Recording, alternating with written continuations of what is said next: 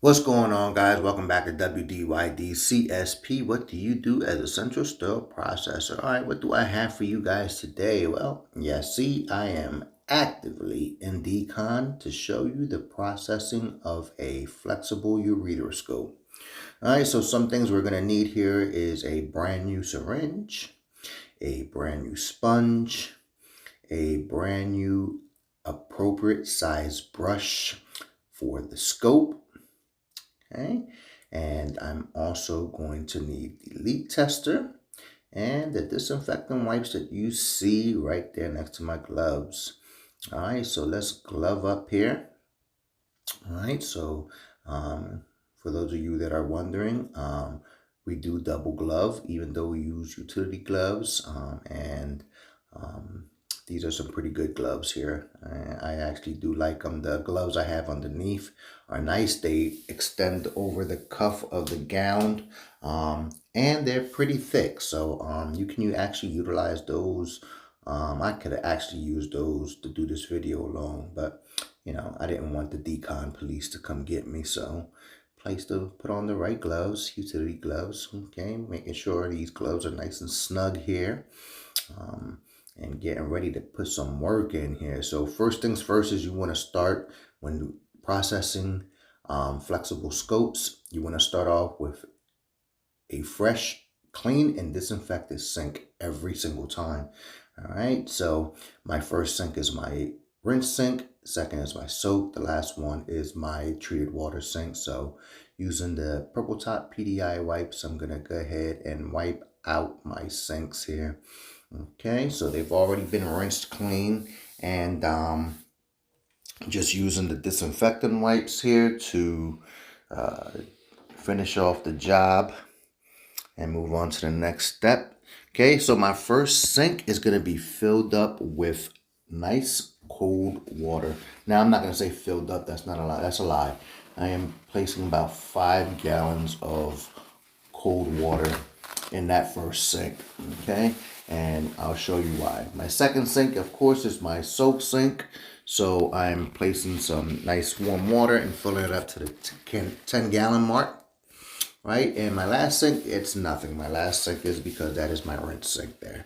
All right, so what are we gonna do here? First is we're gonna go ahead and remove our contents from the container. So there's my scope.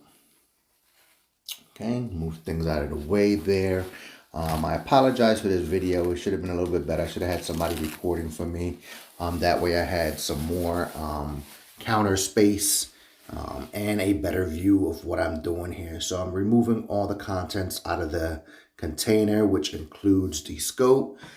There was a light cord in there, light cord adapters, silicone mat, the gas cap. All right, so filling up to the 5-gallon mark here, okay? And first things first, the first step in cleaning a flexible scope is the leak test. Now, according to the IFUs of this specific scope, is I need to do a dry leak test and a wet leak test. Hence the reason for the 5 gallons of cold water. Okay, so we're going to go ahead and attach our leak tester here to the leak testing port, which is right above the light post here. All right, so we want to place it and turn it, make sure that it is locked in place. All right, so now we're going to pressurize the scope. And again, according to the IFU, we're going to pressurize it accordingly. All right, nice and slow here until I reach the 200 millimeters of Hg, okay, of mercury. All right, so you see that right there, okay? And then next, I want to use the control body and angulate the distal tip here, all right? You see that? 5 seconds in each direction, okay? 5. And I want to observe the needle to see if the needle drops, okay? You want to see any drop in pressure. All right, so I'm not seeing any dropping in the pressure here. Okay, well, that's a good thing. All right, so next things next, you want to deflate the scope down to 160 mm's Hg, millimeters per mercury. Okay, and then you're going to conduct a wet leak test. So the wet leak test is you submerge the scope, not the leak tester, right? When you submerge that scope, you want to use the fresh syringe. And again, this is what happens when you record while you're doing a job, right? I should have opened up that fresh syringe. Okay, that way I was prepared, but open up my fresh syringe here. Okay, I have to take the scope back out of the water there.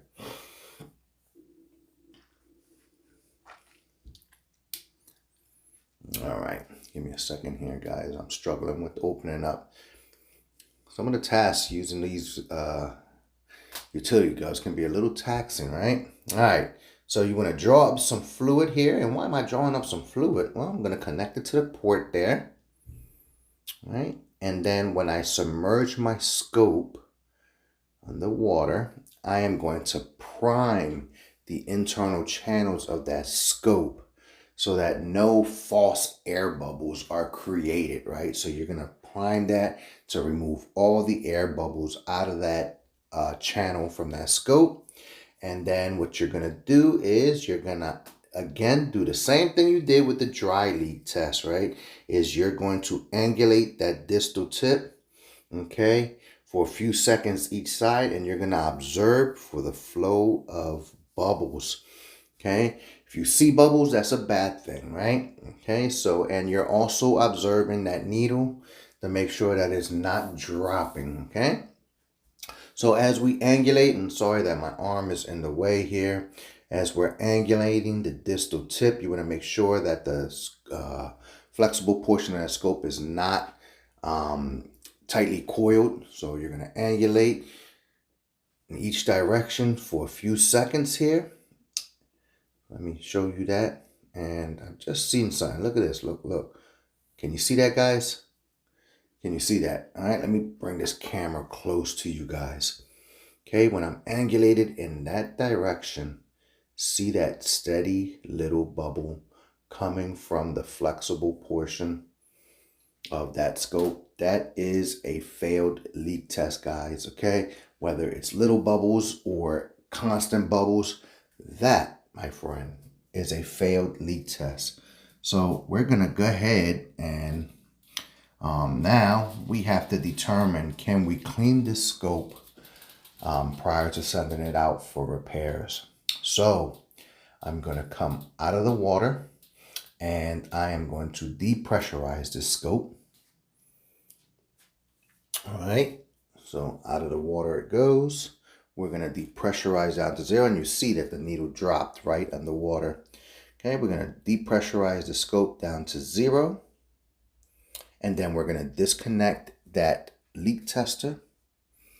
And now we are going to reprocess this scope.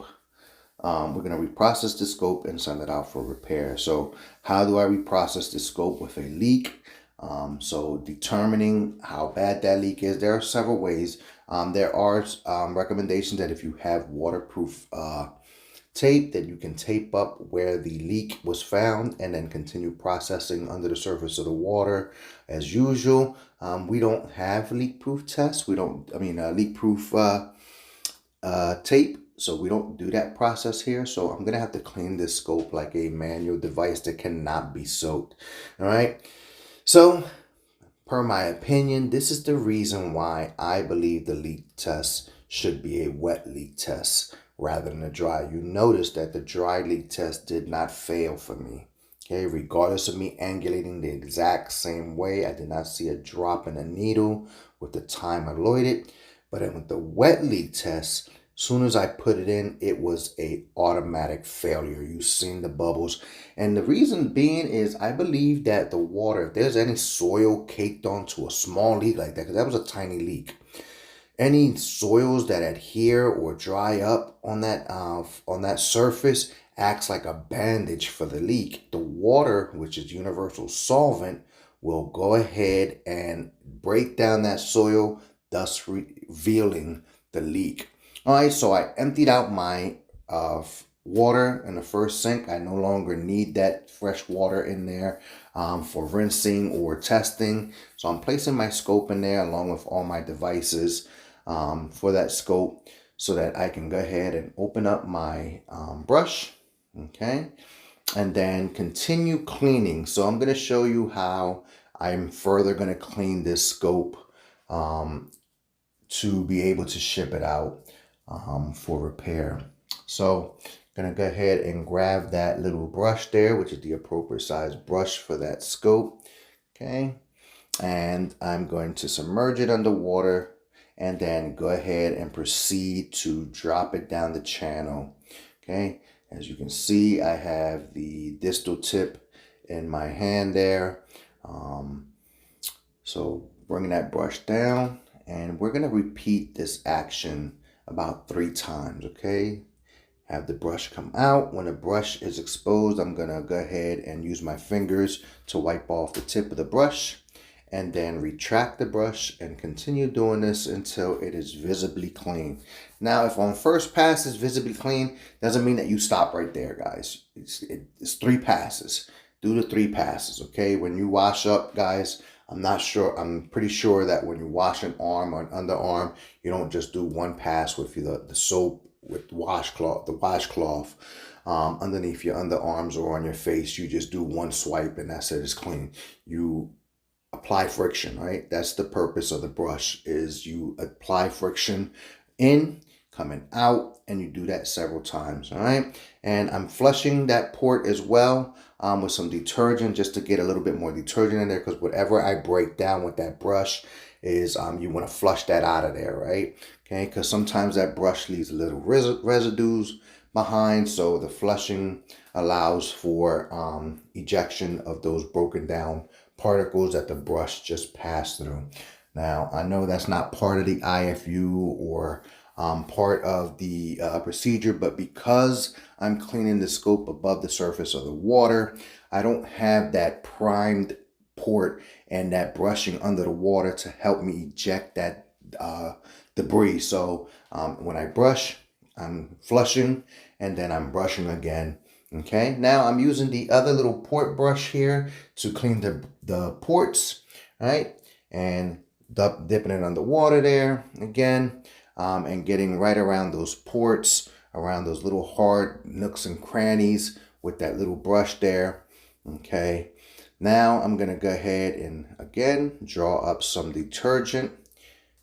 I'm going to flush that port out again just to knock out any of the little debris if there's any in there, making sure that I get it. And there are 2 ports, one on the top, one on the side, so you want to make sure you get both of them. All right. Okay. Next thing is next. Of course, I'm left-handed. I'm holding the scope with my left hand. I'm trying to get my brush here. I'm trying to get my sponge. I'm sorry. I'm trying to get my sponge. Oh, there I go. I'm sorry. Now I'm cleaning my little ports. I'm sorry.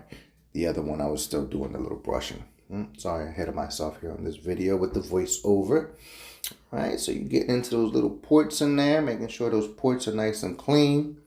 Okay, using that same little brush to get around all the little nooks and crannies and sides of that port. And it's pretty difficult cleaning the scope above the surface of the water. Okay, and why am I doing that? Again, because this is a failed leak test. If you submerge this scope underwater with a failed leak test, you're going to cause more damage with water invasion. Again, if you can't seal that no way and contain it, or if you have an automatic leak tester, which is fantastic, guys, that you can constantly leave pressurized, then you can continue processing under the surface of the water as long as that leak tester is connected, which is another really good option. I'm not a big fan of the hand leak testers, and as I did in a video before, I think those hand leak testers should be used on the prep and pack side to confirm leak test was conducted over in the decon side. But again, it can be tricky because you've seen that I did it. If they didn't properly clean that scope and there's still some soils on there, it might pass that leak test. So that's up for debate as well, right? All right, so I'm using my brand new sponge here to go ahead and clean off the control body, wipe it off very well, the proximal lens there in the eye, right around the control body. And again, this is a simple scope. This isn't a very large scope, a GI scope, but it is a flexible scope nonetheless, okay? And it's, to me, just as important to clean this meticulously as it is for a GI scope and every other instrument that comes into decontamination. All right, so placing my scope in the last sink there because that is my rinse sink. And I'm going to continue on to clean the accessories. So I'm going to go ahead and give it a rinse. All right. Now, many of you guys are probably saying, well, Jesse, you didn't rinse the scope. Well, yeah, sort of, kind of, I did. When I did that leak test, right, that was underwater, right? So that is considered a leak. It was soaking there underwater. So this can be done the same way. I could have left that water in there and soaked those accessories under there. And again, they weren't physically and visibly soiled. So I'm not sitting there trying to remove any enzymatic or pre-treatment or any gross soils. I am just giving it a rinse to moisten it up. So if there are any dried soils that I'm not seeing, I can moisten them up and allow the enzymatic and detergent to do its job even further. All right, same thing with the lid and the container. That is a medical device as well, so that requires some rinsing and treatment as well. All right, so I'm going to allow that to do its soaking for 1 to 5 minutes. There's my devices under there right now. All right, so I'm going to go ahead and turn my attention to my flexible scope. Trying to figure out where to put my camera at here, all right, let's see. All right, let's go to the flip side here. Let's go to the flip side. All right, there's my little flexible scope, my poor little flexible scope. She got a boo-boo, so gotta go ahead and get her sent out to the device doctors, right? Get her fixed up. So I'm gonna go ahead and use my treated water. Give that a good rinse right there. Okay, rinsing all the surface there, trying to remove as much of the detergent as possible. All right, there you go. Give that a good rinse. Now, you know something, because the scope is damaged, and I'm trying to not soak the scope. But, even spraying it, water's going to get in there. Water gets into any little crack, you know what I mean? So if there is some damage there, there's probably going to get some kind of fluid invasion in there, unfortunately. But this is the only way you're going to be able to properly clean the scope so that you can safely transport it for it to get repaired. So you see now that I flushed the ports as well. All right, so that's done there. I am grabbing a lint-free towel here to go ahead and dry the surface of my scope. Okay. You notice I am not using the air hose here in decontamination. If you do not know how many PSIs are on that air gun, do not use it on flexible scopes for drying the internal channels, because you can actually cause more damage. So there are specific PSI requirements for using on flexible scopes. So be aware of that. And if you don't have a physical regulator on your air hoses, it's almost hard to memorize or remember how many PSIs that air hose has. And honestly, I don't know how many PSIs our air hoses are regulated to. So I don't use the air hoses in decon for my flexible scopes, and I definitely don't use them in the prep and pack side for other reasons. All right, so laying out my scope here as I tend to the accessories and the tray, because all of that has to go with that scope. You want to keep all accessories and small parts associated with that scope together, right? They should not be interchangeable by recommendations. So everything is getting wiped off. We're go ahead and Grab that light cord, wiping all the accessories off. All right, that looks good. Okay, grabbing the other little accessories. All right, so that little brush that belonged to that scope can go in the trash. I no longer need that. Okay, just wiping away, using a small little brush that I have in there, using the sponge that's in there. Okay, to clean all those areas up. All right, there goes my gas cap. All right, what's next here? Oh, that silicone mat. Yep, the lovely silicone mat, guys. There you go. Get that in there. Okay, put my gas cap on top. Okay, just going along here. Okay, what's next?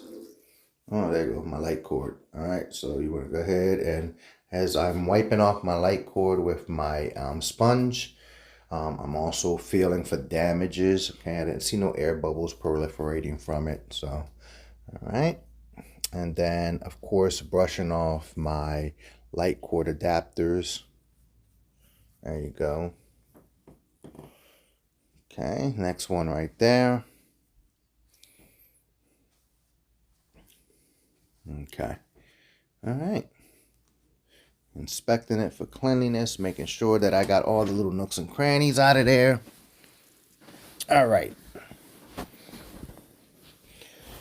So that's it right there. I can grab that sponge and I can utilize this sponge for another device that's not a flexible endoscope. So we're going to hold that right there. We're going to rinse all of our devices off. All right, there you go. Treated water rinse there. Okay. All right. Make sure you're getting the top and bottom of your devices for a good rinse. Okay, so now this is where I do use the air hose to dry off my device. Okay, and many of you say, hey Jesse, you're doing this outside of the sink and causing aerosolization. You're going to aerosolize no matter what. That sink isn't going to contain anything. And this might be the wrong way to do this, but this is a clean device. You know, you're going to spray it.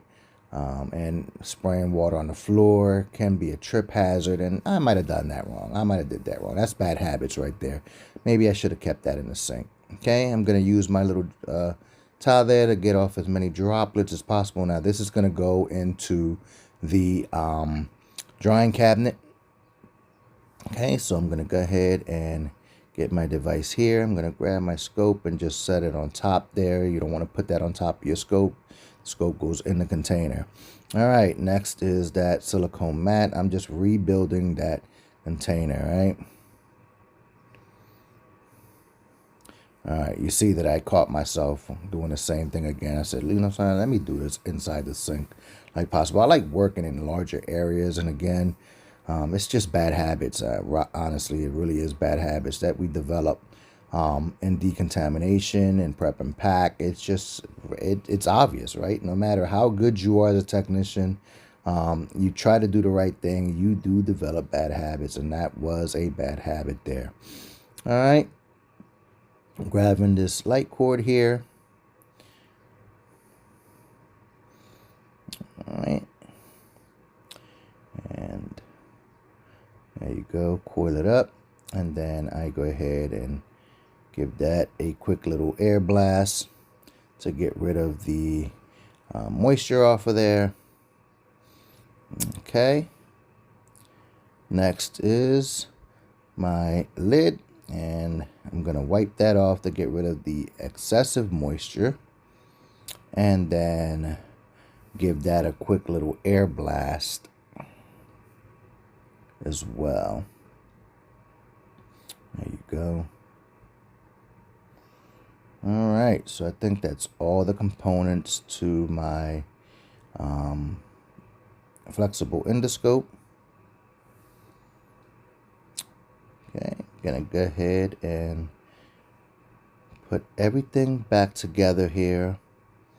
Okay, and then I need to tag that scope as why it failed its leak test, and then into the drawing cabinet. All right, guys, as always, stay true to yourselves.